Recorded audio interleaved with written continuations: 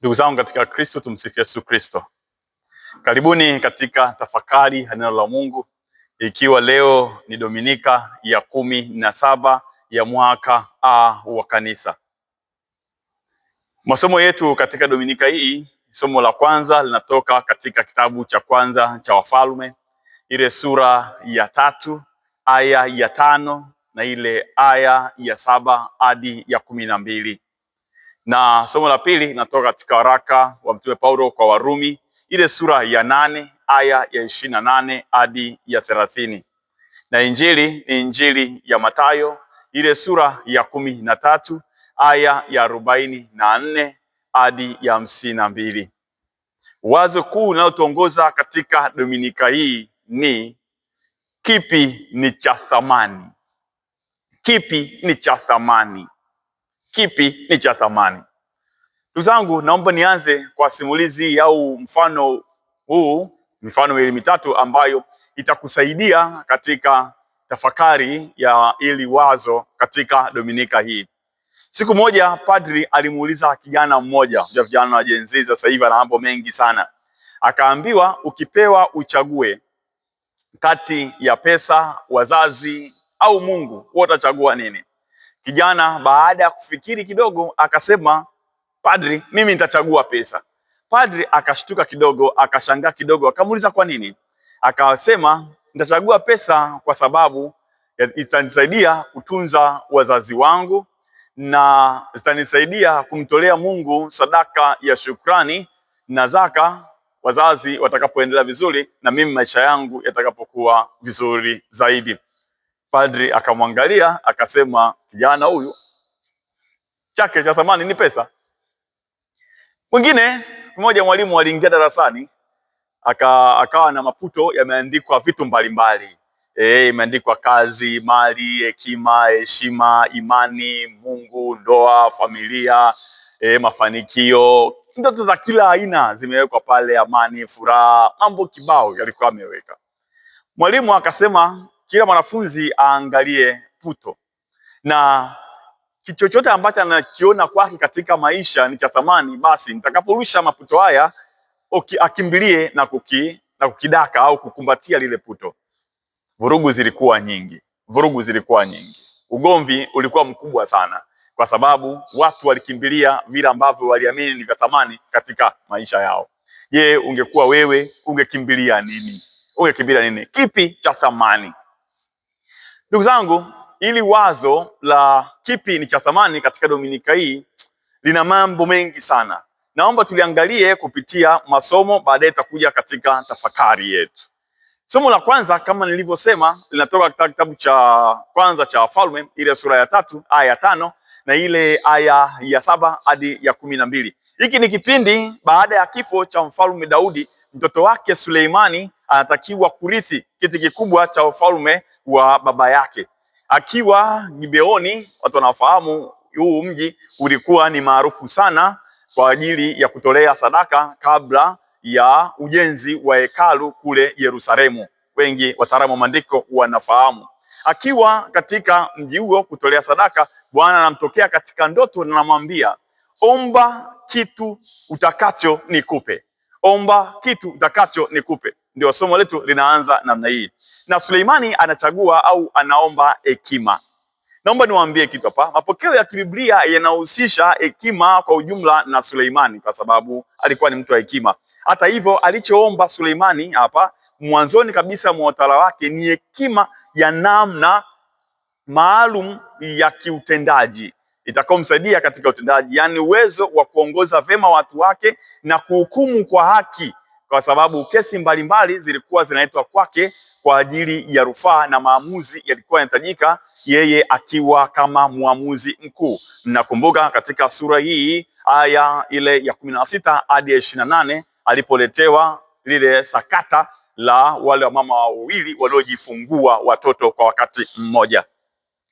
Kuelekeza hali hii ya hekima kwa wafalme au wafalme kuomba hekima kulikuwa ni kawaida sana katika tamaduni za Mashariki ya Kati ya zamani hizo. Ni kitu cha kawaida sana na kulikuwa kunahusisha au kunahusiana na utawala mzuri na utawala uliostawi na utawala wenye nguvu. Mnakumbuka hata Daudi alihusishwa katika masuala haya ya hekima. Ukisoma kitabu cha pili cha Samueli, ile sura ya 14 aya ya 17 na ile aya ya 19 na ile aya ya 20.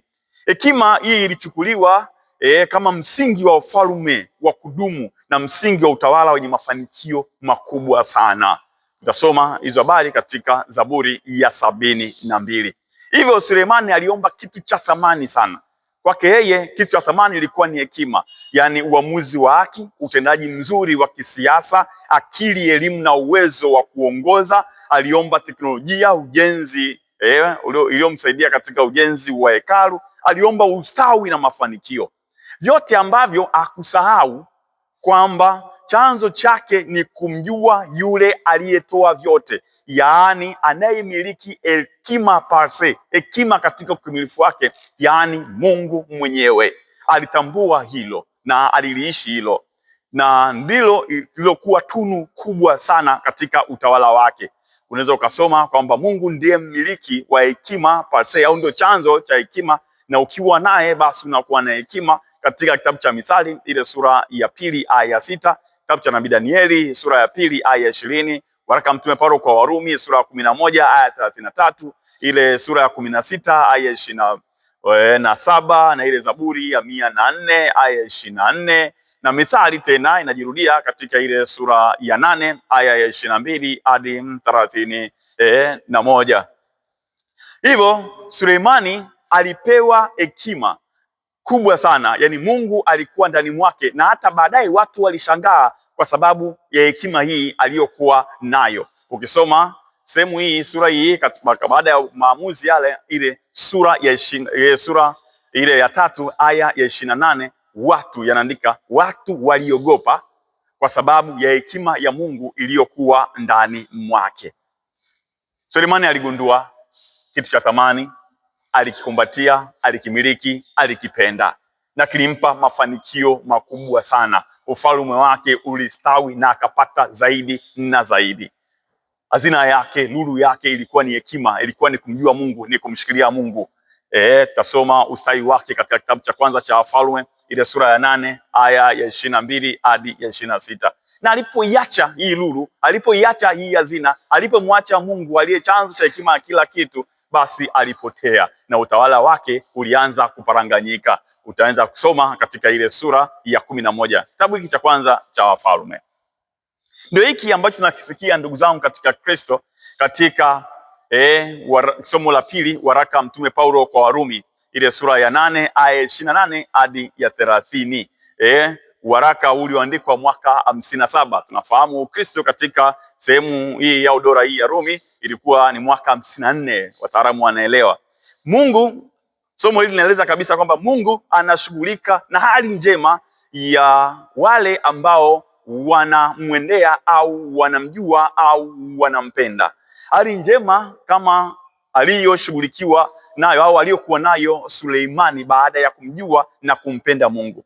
Ukimpenda Mungu atafanya kazi pamoja na wewe, atakaa ndani mwako na watu wataona kazi zake zikifanyika ndani mwako, na hii ndio hekima kubwa sana.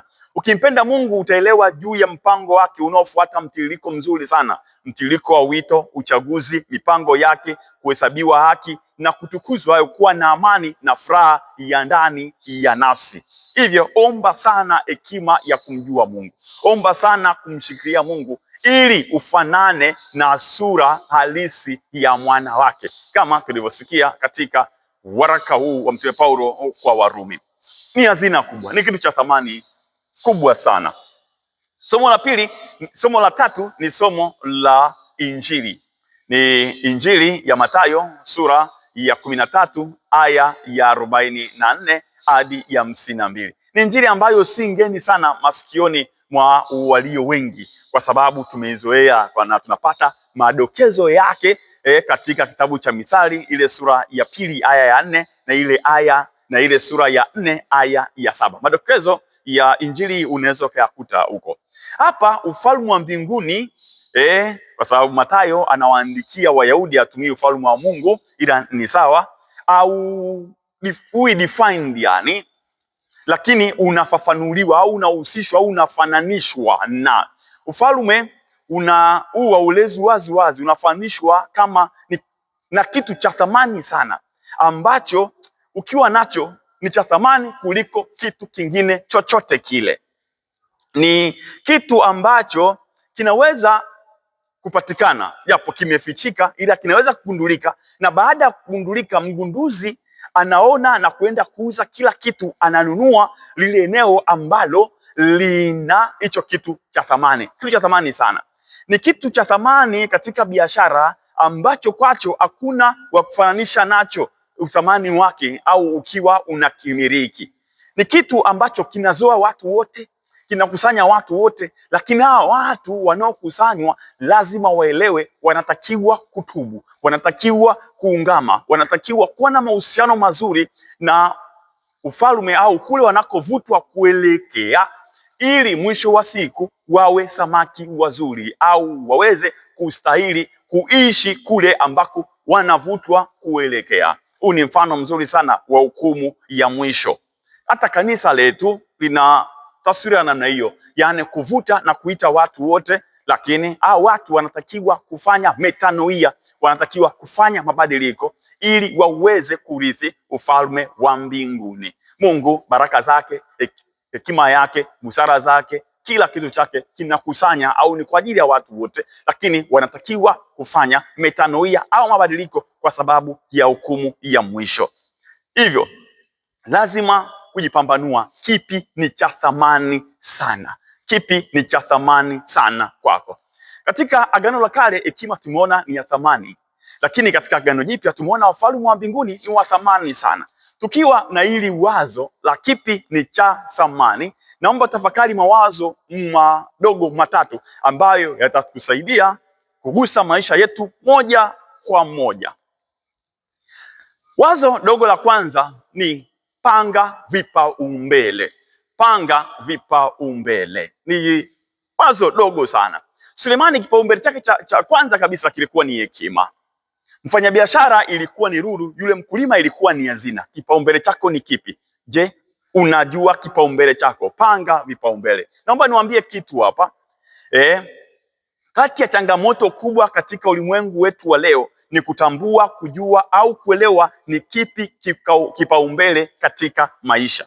Vijana wengi ukiwauliza ni kipi kipaumbele chao katika maisha au nini kipaumbele chako cha kwanza katika maisha, utashangaa wengi hawajui kabisa. Ndio maana wanahangaika, kuumia, kuchanganyikiwa na mwisho wanapotea au kufanya vile ambavyo vinawafanya baadaye wanakuja kujuta, wanakuwa watu ambao hawastahili katika jamii, wanapotea, wanalia machozi kwa sababu hawajui vipaumbele vyao katika maisha. Sio wao tu, watu wengi, hata watu wazima wenzangu hapa wengi, umri umeenda na bado hawajui wanataka nini katika maisha yao. Kipaumbele chao ni kipi katika maisha, au ni nini ambacho wanakiona ni cha thamani sana katika maisha yao. Wengi wakiangalia maisha yao walikotoka wanakumbuka mambo mengi sana. Wakiangalia machaguo waliyofanya, wakiamini vipaumbele mengi wanayehisi au maumivu yanakuja ndani ya mioyo yao. Vipaumbele ambavyo waliviona kipindi hicho sasa hivi havina maana sana. Vipaumbele vya kipindi hicho sasa hivi vimewaumiza au vimesababisha waishi maisha ya mateso na manyanyaso, mahangaiko, machozi na huzuni usiku na mchana. Hivyo wanatazama, ni mapigo ya mioyo yao yanaenda mbio kwa sababu wanaona umri unaenda, mambo yameparanganyika, hawakuweza kupanga vipaumbele vyao. Muda umeisha, sasa wanajutia. Panga vipaumbele ni kitu cha kuelewa sana.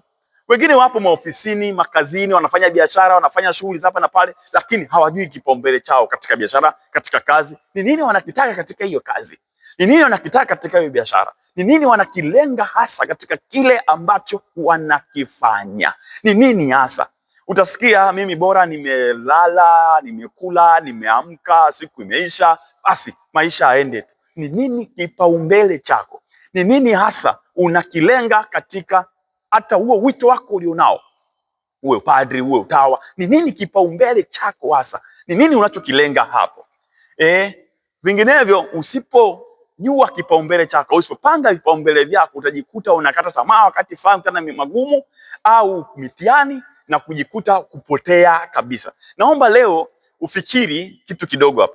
Ni kitu gani muhimu hasa katika maisha yako ambacho Mungu akikwambia leo omba chochote kama Suleimani nikupe, utasema nini? Utachagua nini?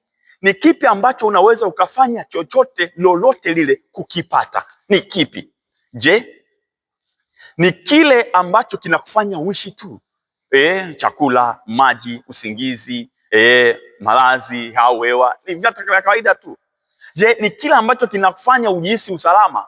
Ulinzi, kazi, afya, pesa, mazingira mazuri ya kuishi. Je, ni kile kinachokufanya uishi connected? Yaani urafiki, familia, mahusiano, mapenzi, kukubalika na watu. Ni kipi ambacho hicho? Je, ni kile ambacho kinakupa hali ya kujiamini? Yaani mafanikio, kujulikana, heshima, hadhi. Ni hicho? Je, ni kile ambacho kinakufanya ujielewe? Yaani umekuwa, unajiona umekuwa, kujisimamia, kujitambua, kujiamini, utu, kipawa chako. Ni kipi cha thamani? Je, ni imani yako? Ni furaha yako? Ni tumaini lako? Ni ile hali ambayo unahisi mimi ni mtu mbele za watu? Naomba ufikiri tena. Ni kitu gani sasa kinakuzuia kufikia kile kipaumbele chako ambacho unakiona? Je, ni njia zipi ambazo umezitumia kufikia kipaumbele hicho au unazitumia kufikia kipaumbele hicho? Swali lingine la msingi ni kujua hivi ushawahi kumshirikisha Mungu juu ya kipaumbele chako? Najua alikujibu kwa sala au kwa matendo au kwa matukio ambayo yatokea, aidha ya kuumiza au ya furaha, ya huzuni au ya shangwe safi. Je, uliyapokea vipi hayo matukio? Uliyapokea vipi? Naomba nikwambie mfano tuliosikia leo. Yule mtu aligundua hazina aliyoitamani katika maisha yake na alifanya kila kitu. Hapa kuna kitu cha kujifunza hapa kuna kitu cha kujifunza sana. Huyu mtu aliuza kila kitu akanunua lile shamba. Ona, mwenye shamba alikuwa na shamba muda mrefu, lakini hakujua kwamba ndani ya shamba lake kuna hazina. Mwenye shamba alikuwa na shamba muda mrefu, lakini hakujua katika shamba lake kuna hazina. Yule kibarua au aliyeletwa kwa ajili ya kulilima au kuliangalia lile shamba ndiye aliyegundua katika shamba hili kuna hazina, naye akaenda akauza kila kitu akaja kununua lile shamba. Inawezekana aliuziwa kwa bei ndogo sana, kwa bei ndogo yao ya kutupa, kwa sababu mwenye shamba hakujua. Usipojua kwamba ndani mwako kuna hazina, wa nje wataitumia ile hazina tena kwa bei rahisi sana. Huwa nawaambiaga sana watu hasa mipango miji, wengi wanafahamu hichi kitu, wanaweza kujua mpango wa miaka 10, 20 baadaye, wakaenda wakanunua eneo. Baadaye ile eneo wanunua kwa bei ya kawaida sana, lakini baada ya hiyo miaka ile eneo linakuwa la thamani kubwa sana. Kumbe kwa kuna kitu, kwa kuna hazina pale, lakini wale wenyewe hawakujua hiki kitu. Sasa wengine nawaambiaga hata Wakristo wengi sana, hasa Wakatoliki, kanisani, katika kanisa moja takatifu Katoliki, naita kama ni hazina.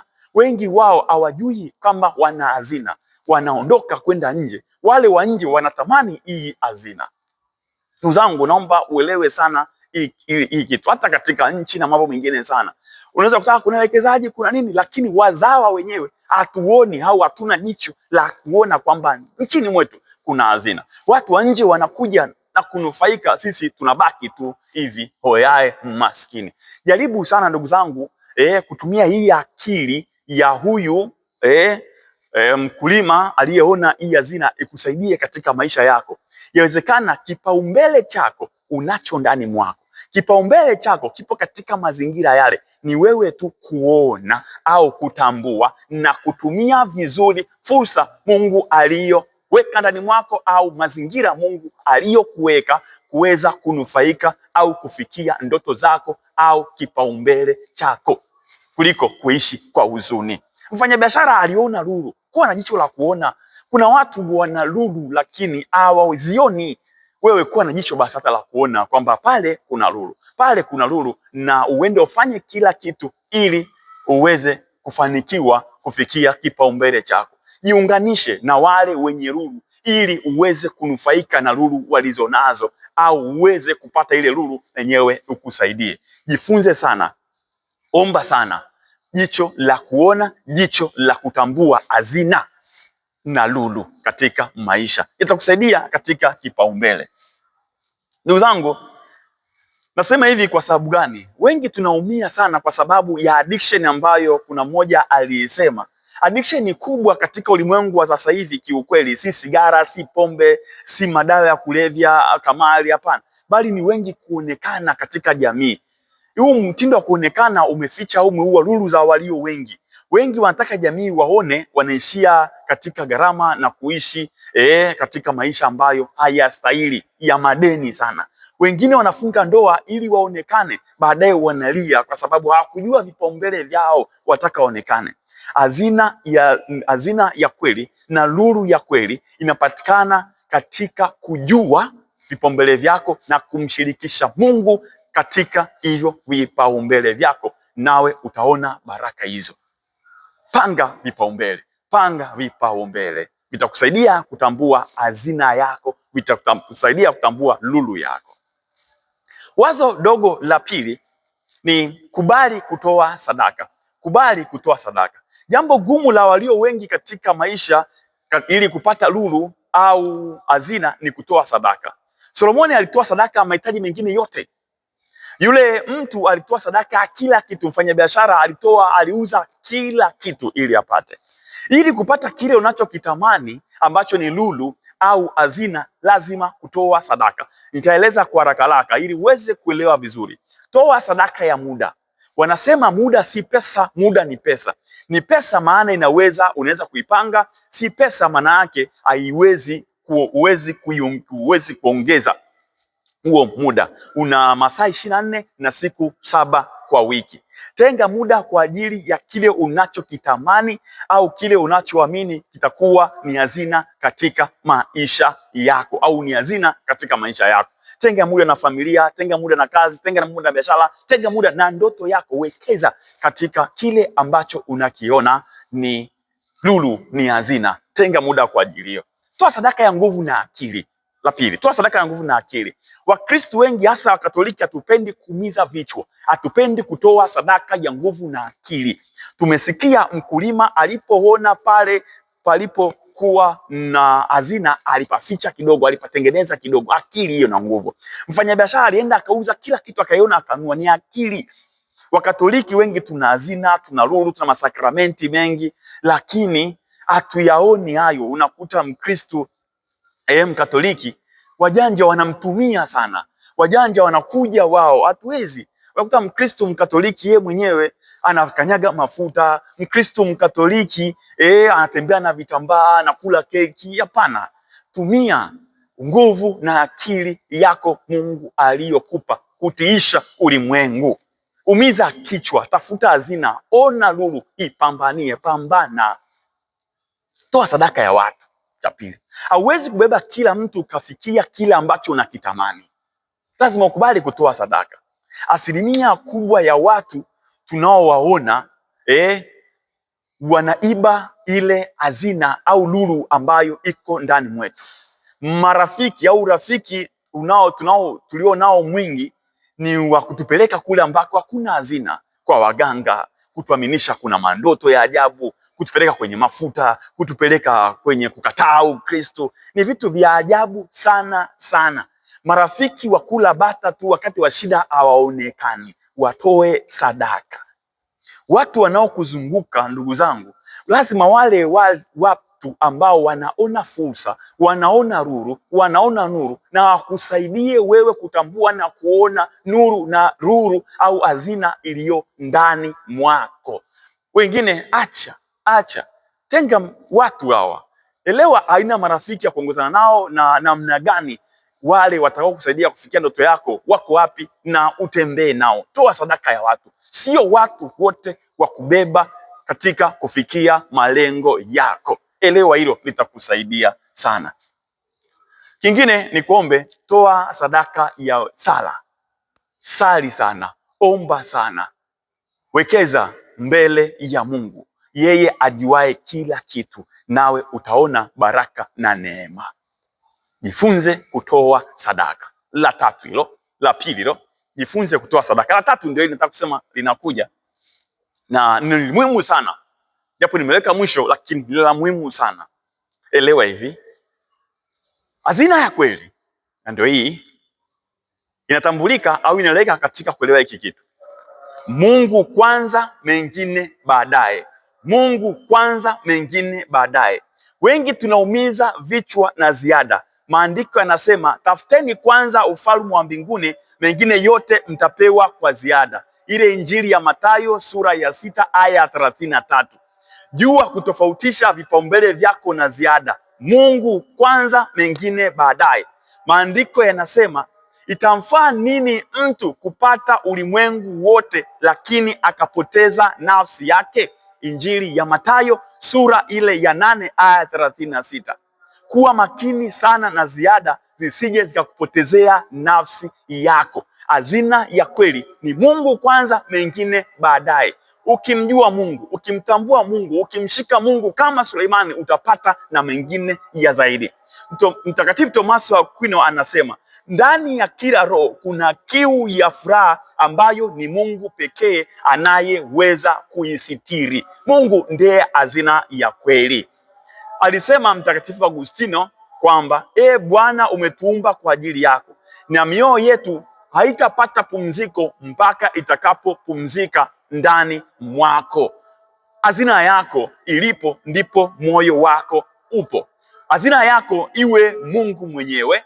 Hazina yako ikiwa Mungu, basi moyo wako utakuwa kwake, nawe utapata kila kitu. Injili ya Mathayo sura ya 6 aya 21 na ile Injili ya Luka sura ya 12 aya 34. Mungu kwanza, mengine baadaye. Hazina yako akiwa ni Mungu, basi utaona furaha maishani. Usimwache Mungu kwa mali, usimwache Mungu kwa uhusiano, usimwache Mungu kwa utajiri, usimwache Mungu kwa matatizo, usimwache Mungu kwa mahangaiko, nawe utaona hazina yako. Yani utapata hazina hapa duniani na hazina mbinguni, kwa sababu mwisho ukikusanywa kama juu ya lile, wewe utakuwa samaki mzuri. Utaonja furaha, utaonja tumaini, utaonja tegemea, utaonja kila kitu ambacho kinastahili duniani na mbinguni, nawe utafurahi milele na milele. Amina. Mungu kwanza, mengine baadaye. Tafuteni kwanza ufalme wa mbinguni, mengine mtapewa kwa ziada. Hazina ya kweli, kitu cha thamani kuliko chote ni Mungu, ni Kristo, ndio ufalme wa mbinguni ambao utakupatia furaha, amani, kila kitu. Mtegemee Mungu, nawe utapata mengine kwa ziada. Tenga muda kwa ajili ya kusali, tenga muda kwa ajili ya jumuiya, tenga muda kwa ajili ya maombi, tenga muda kwa ajili ya kwenda kanisani, na hapo utaona kumbe hiki ni cha muhimu kuliko vingine, na mengine yote yatafuata. Tumsifu Yesu Kristo. Mungu awabariki sana.